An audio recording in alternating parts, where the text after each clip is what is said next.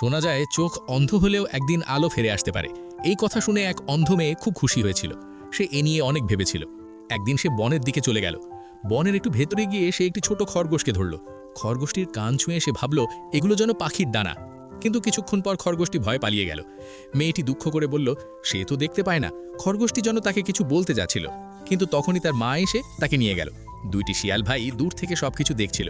মেয়েটিকে দেখে তারা তাকে সাহায্য করতে চাইল, কিন্তু অন্যরা তাদের দেখে রাগ করে বারণ করল। তারা ভয়ে দুই ভাই সরে যেতে লাগলো। ঠিক তখন খেলতে খেলতে ছোট শিয়ালটি ভুল করে মেয়েটির কোলে পড়ে গেল। মেয়েটি জিজ্ঞেস করলো তারা কারা। বড় ভাই তাড়াতাড়ি মিথ্যে বলল, তারা ছোট পান্ডা। ধীরে ধীরে তারা একে অপরকে সাহায্য করতে শিখল। একসময় মেয়েটি জিজ্ঞেস করলো শিয়ালটা কোথায়। বড় ভাই বলল আসল চিকিৎসা আছে হ্রদের জলে। তারা মেয়েটিকে সেই পথে নিয়ে গেল। মেয়েটির পা ক্লান্ত হয়ে পড়ছিল, তবুও সে আশা ছাড়ল না। হঠাৎ বনের মধ্যে একটি বাগান দেখা গেল। দুই ভাই ভয়ে পালিয়ে গেল। মেয়েটি তাদের আওয়াজ শুনে তাদের খুঁজতে গেল। পথে এসে পড়ে গেল, গাছের ডাল ভেঙে পড়ল।